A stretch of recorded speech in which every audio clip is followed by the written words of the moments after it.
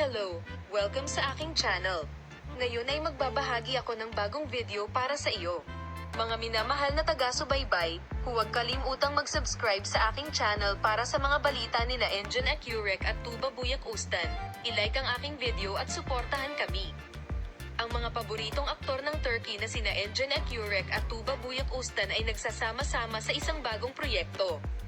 Ang mga aktor na sina Engin Akyurek at Tuba Buyak Ustan, na nakamit ang mahusay na tagumpay sa harap at likod ng kamera, ay pinasisigla ang kanilang mga tagahanga.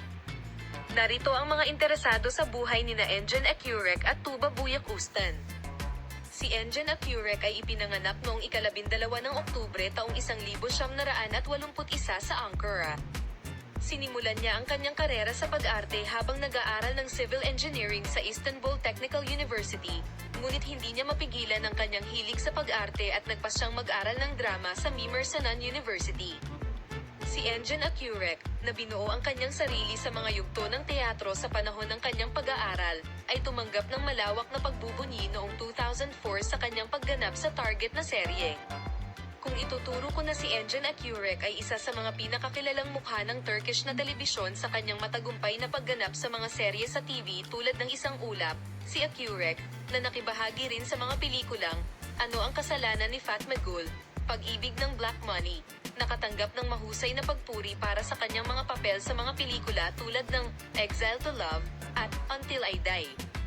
Si Engin Akyurek, na nakakakuha din ng atensyon sa kanyang pribadong buhay, ay mas gusto ito sa kanyang pribadong buhay at lumayo sa media.